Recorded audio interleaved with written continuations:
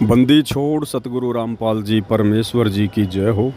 सत्साई भाई और बहनों, कल 12 अगस्त 2025 को मुझ पवन दास की हिसार कोर्ट में तारीख थी।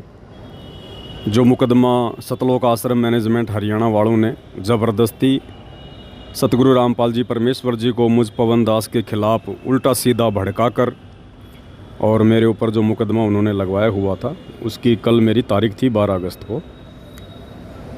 तो दास जयपुर से अपनी तारीख पर गया हुआ था। साथ में एक दो भगत भाई थे जो हमेशा ही दास के साथ में जाया करते हैं। जयपुर से मनोज भगत जी थे और महुआ से मुकेश भगत जी थे। तो रात को हम जयपुर से निकले, सुबह हम टाइम पर वहाँ पहुँच गए। कोर्ट में जाने से पहले जेल पड़ती है जहाँ पे परमपिता परमेश्वर जी बैठे हुए हैं। हमने वहाँ गुरुदेव भगवान को दंडवत प्रणाम किया। उसके बाद हम कोर्ट में चले गए। 10 बजे हम कोर्ट में पहुँच गए और जैसे हम कोर्ट में गए तो हमारा जो वकील है, उसका जो मुंशी है, उसने बताया कि ये जो आश्रम वाले हैं ये तुम्हारे साथ में समझौता करना चाहते हैं, कॉम्प्रोमाइज़ करना चाहते हैं ये। तो दास ने उसको मना कर दिया कि भाई मैं कॉम्प्रोमाइज़ नहीं करूँगा, मैं अपनी जगह सही हूँ। कॉम्प्रोमाइज़ वो करे जिसको अपनी गलती का एहसास हुआ हो, जिसने गलत मुकदमा किया हो, गलत जिसने मेरे ऊपर ये गवाहियाँ दी हों, उन लोगों को आवश्यकता है कॉम्प्रोमाइज़ करने की। और कॉम्प्रोमाइज़ भी अगर होना है तो मेरे ऊपर सतगुरु रामपाल जी ने मुकदमा किया है, तो भाई सतगुरु रामपाल जी से मेरी मुलाकात हो तब जाके कोई बात बने। तो दास ने मना कर दिया। मना करने के बाद इनकी आपस में बात हुई होगी, क्योंकि हिसार कोर्ट में जो वकील वगैरह हैं वो सब इन सतलोक आश्रम वालों के ही हैं, झूठ मूठ के भगत भी हैं वो। तो कल जो है गवाही थी जिसमें चांद्राठी जो इनका मीडिया प्रभारी है, जो गवाह है उस मुकदमे में, तो कल उसने मेरे खिलाफ़ उसने गवाहियाँ देनी थी, लेकिन वो गवाही देने से शायद वो बच रहा है कि ये किसी प्रकार से समझौता कर ले ये पवन दास। तो दास ने मना कर दिया। मना कर दिया तो भाई और बहनों, फिर इन्होंने गुंडों की फ़ौज बुला ली। कम से कम 20 भगत इन्होंने बुलाए और उन 20 भगतों का जो मुखिया था वो बसंत सैनी था, गांव गांधरा, जिला रोहतक वाला। हमें इन बातों का नहीं पता था, बाद में पता चला। तो दास को मालूम था कि भाई अब ये लेट करेंगे, जब तक कोर्ट का समय होगा तब तक ये लोग लेट करेंगे। तो हम तीनों भगत भाई वहाँ बैठ गए कोर्ट के सामने और परमात्मा के सुमिरन में ध्यान लगा दिया। 2 घंटे दास ने तो आंखें नहीं खोली, बैठकर बेंच पर परमात्मा का सतनाम का सुमिरन किया। वो भगत भाई भी अपना सुमिरन करने लगे। दास सुमिरन कर रहा था तो लगभग 2 घंटे बाद में दास के सामने आकर किसी ने आवाज़ लगाई कि भाई पवन दास। तो दास ने धीरे से आंखें खोली तो सामने जो है पुलिस वाले खड़े हुए थे। मैंने उनसे सत्साहिब किया, राम राम करी। उन्होंने कहा भाई आपके ख़िलाफ़ शिकायत है। मैंने कहा जी किस चीज़ की शिकायत है?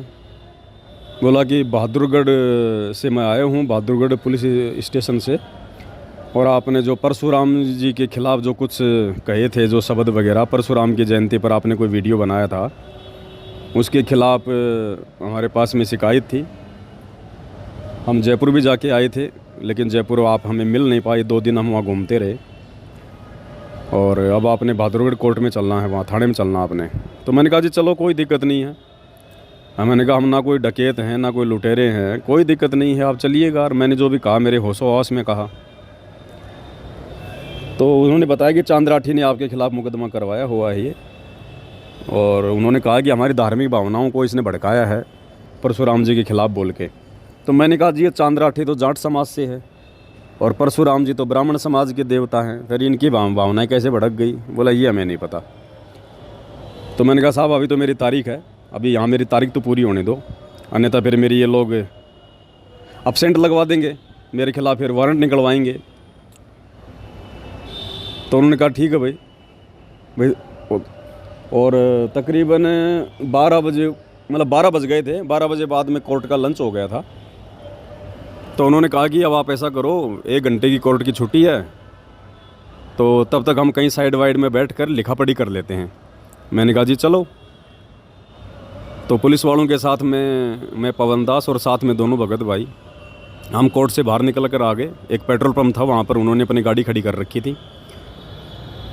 तो दास ने दोनों भगतों को कहा कि भगत जी आप क्या करोगे, मैं इनके साथ में जाता हूँ और कहीं आसपास में बैठकर ये रिपोर्ट वगैरह लिखेंगे, मैं लिखवा देता हूँ, कोई दिक्कत नहीं, अपन तो भगवान भरोसे हैं, चाहे कहीं ले जाओ, कोई ले जाओ, अपने को तो मर्यादा में है, भक्ति कर रहे हैं तो गुरुजी रक्षक हैं।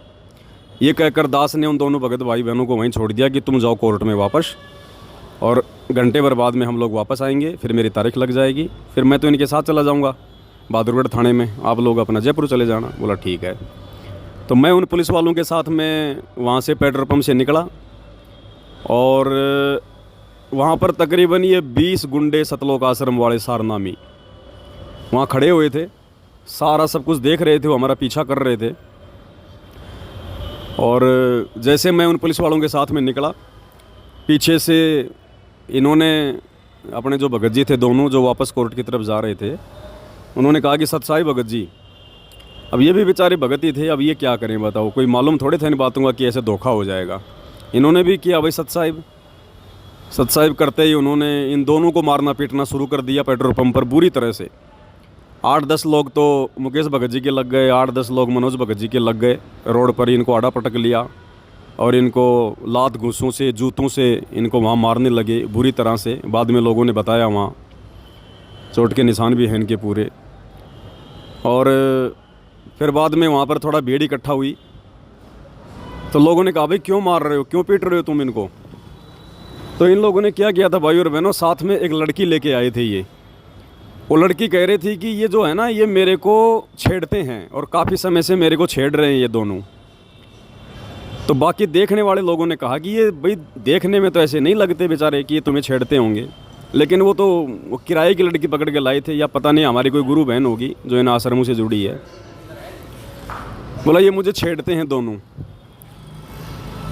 तो फिर इतने में वहाँ पर कोई पुलिस वाला आ जाता है और ये लोग लेके अपनी गाड़ियाँ वहाँ से भाग लेते हैं। फिर मुकेश भगत जी ने मुझे फ़ोन किया कि भगत जी ऐसे ऐसे हमारे साथ में मारपिटाई हो गई है। मैंने उस पुलिस वाले को कहा कि भाई देखो, ऐसे हम जिनको छोड़ के आए थे वहाँ पेट्रोल पंप पर, उनके साथ मारपिटाई हो गई है। तो वापस आया वो पुलिस वाला मुझे लेके, बोला लिखा पढ़ी बाद में करेंगे। वापस आया तो ये बेचारे लंगड़ाते हुए चल रहे थे। ये वापस भाग गए कोर्ट में डर के मारे कि भाई ये तो नालायक आदमी है, दोबारा मारेंगे ये, इनका कोई दीन धर्म तो है नहीं, खाली नाम है ये भगत और कुछ नहीं है।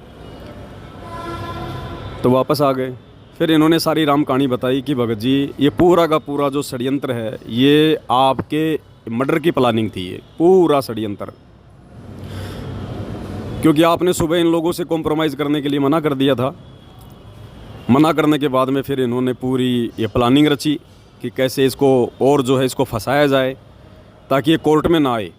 कोर्ट में नहीं आएगा तो फिर ये जो है गवाहियाँ नहीं होंगी, क्योंकि गवाहियों में फिर गुरुजी को भी आना पड़ेगा। गुरुजी आएंगे तो फिर आमना सामना होगा, फिर कोर्ट में सारे खुलासे होंगे, इनकी पोल पट्टी सामने आएगी। तो ये लोग चाहते हैं कि पवन दास कोर्ट में ना आए। तो फिर इन्होंने वो लड़की लेके आई थी ये, और 20-25 लोग ये आए थे कि लोग अगर पूछेंगे तो कह देंगे साहब ये लड़की छेड़ रहा था, और ये लड़की छेड़ने का मुकदमा इस पवन दास के ऊपर और लगवा देंगे, 4-5 साल के लिए जेल में और चला जाएगा। तो उन्होंने बताया भगत जी पूरा जो षड्यंत्र था ये आपके लिए था ये। तो दास ने कहा कि कोई बात नहीं भाई, राम रखवाड़ा है, जो परमात्मा करेगा सो होगा।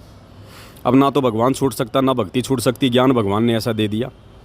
और वे मरना जीना भगवान के हाथ में है, अपने गुरुजी के हाथ में है भाई जीना मरना। वो चाहेंगे तो मारेंगे, चाहेंगे तो जिएंगे। आज से पहले भी तो लाखों बार करोड़ों बार जन्म ले चुके हैं, मर चुके हैं, और मर लेंगे एक जन्म में, क्या दिक्कत होगी। लेकिन अब सच्चाई का रास्ता नहीं छोड़ेंगे भाई।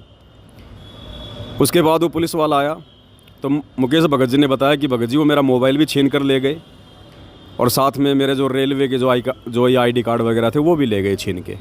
तो मैंने उनसे कहा पुलिस वालों से कि भाई साहब ये मतलब सरकारी आदमी है, अब बेचारे का मोबाइल भी ले गए, इसके वो कागज़ भी ले गए। तो उस पुलिस वाले ने फ़ोन किया, फ़ोन करके कहा कि भाई इनका ID कार्ड वगैरह लेके आ जाओ, वरना ये लोग 112 पे ये कॉल करेंगे, तुम्हारे ऊपर मुकदमा होगा। तो हमने कहा साहब मुकदमा तो हम नहीं करेंगे, अगर मुकदमे करने होते तो हम बहुत पहले कर देते इनके ऊपर। इनकी बुद्धि भ्रष्ट है, ये हमारे गुरु भाई हैं लेकिन इनकी बुद्धि भ्रष्ट है, इनकी बुद्धि पे काल बैठा हुआ है। हम मुकदमा नहीं करेंगे, हम तो अपने गुरुजी के वचन पे चलेंगे। आगे आने वाले समय में इनके कर्म इनको देख लेंगे अपने आप। ये खुद ही अपने ऊपर मुकदमे लगा रहे हैं। हम क्या मुकदमे करेंगे इन पे? हम तो हमारे गुरुजी के वचन पे चलेंगे, हम किसी पे मुकदमा नहीं करेंगे। जो तो को काटा बोवे ताको वो तू फूल। उन्होंने कहा भाई चलो कोई बात नहीं। फिर उसने फ़ोन किया उसको चांदराठी को कि भाई तुम्हारे भगत इनका मोबाइल भी छीन ले गए, इनके साथ मारपिटाई भी हुई है, तुम्हारे भक्तों के लक्षण है क्या ये? तो फिर चांदराठी ने उन लोगों को फ़ोन किया होगा। फिर थोड़ी देर बाद में वो बसंत सैनी जो है भगत जी का मोबाइल, वो पर्स वगैरह लेके आया। फिर वो दे के गया। मैंने तो भी अपना तो स्वभाव है, जैसे वो बसंत सैनी आया, क्योंकि जयपुर में वही आया था मुझे मारने के लिए पूरी टीम लेके। तो मैंने कहा साहब ये वही आदमी है जो जयपुर में आया था मुझे मारने के लिए। मैंने तो भाई झुक के उसको हाथ जोड़ के मतलब उसको अपना सत साहब कहा, मालिक का जो विधान है पूरा, अपने लिए तो कोई दुश्मन नहीं, कोई मित्र नहीं है। अब भाई और बहनों, उस बसंत सैनी का, सारनामी का वो रौद्र रूप देखने को मिला हमारे को वहाँ पर, जिनको दुनिया कहती है भगत हैं, जो इन आश्रमों में पाठ प्रकाश करता है, पाठ प्रकाश पे बैठता है। उस पुलिस वाले के सामने कहा कि इसने तो जान से ख़त्म कराएंगे, इसने हमारा बहुत कुछ बिगाड़ दिया, इसने हमारा जीना आराम कर दिया, इस पवनदास ने, इसने सब कुछ बिगाड़ दिया, हमारा खेल सारा। इतना रौद्र रूप धारण कर रखा। पुलिस वाले ने कहा कि तेरे थप्पड़ लागेंगे ज़्यादा, तू आंडी पाक रहे आगे, बुलाऊँ अभी मैं पुलिस? इतना कहते वो ठंडा हो गया, बोला जी देख लो जी ये तो आपकी मर्जी है। तो मैंने कहा कि भगत जी हम भी भगत ही होंगे छोटे मोटे, ऐसा कोई मारना थोड़ी है कोई भक्तों को। तो बसंत सैनी बोला कि गुरुजी के आदेश है तेरे को मारने के, गुरुजी के आदेश हो रहे हैं कि मार दो उसने। तो पुलिस वाले ने कहा कि ये तो भाई नकली गुरु भी नहीं करवाते ये काम तो, और तुम जो है बाबा रामपाल का नाम लेके कह रहे हो, तो बताओ फिर दुनिया कैसे जुड़ेगी उनसे, कैसे नाम लेगी उनका? मैंने कहा जी इसकी बुद्धि भ्रष्ट है, इसकी समझ में नहीं आएंगी ये बातें। फिर वो चला गया वहाँ से दे दा के मोबाइल वगैरह। फिर बाद में कोर्ट में दास की उस पुलिस वाले ने तारीख करवाई, तारीख करवा के और फिर हम कोर्ट से बाहर निकले। और फिर ये मुकेश भगत जी, मनोज भगत जी थे, इन्होंने कहा कि भगत जी हम भी आपके साथ ही चलेंगे, हम लोग उधर से निकल लेंगे, यहाँ इनका भरोसा नहीं है, ये हमारे को फिर मार पिटाई करेंगे हमारे साथ में।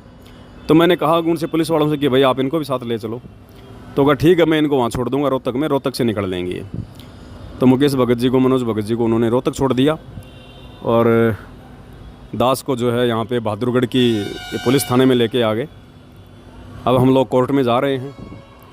अब आगे देखो परमात्मा की मर्जी है भाई और बहनों। वैसे तो इसमें 4 साल की सज़ा है। अब ये कोर्ट में लेके जा रहे हैं। अब आगे अपने गुरुदेव भगवान की रज़ा, उनकी मर्जी परमात्मा की, परमात्मा फ्री करवाएंगे या फिर जेल भेजेंगे, जैसी परमात्मा की मर्जी। हमने तो उनकी रज़ा में राजी रहना है। सुमरन अपना कोई छीन नहीं सकता है। मार पिटाई होती है तो अपने कोई कर्म कट रहे हैं। हर तरीके से अपने दोनों हाथों में लड्डू हैं भाई और बहनों।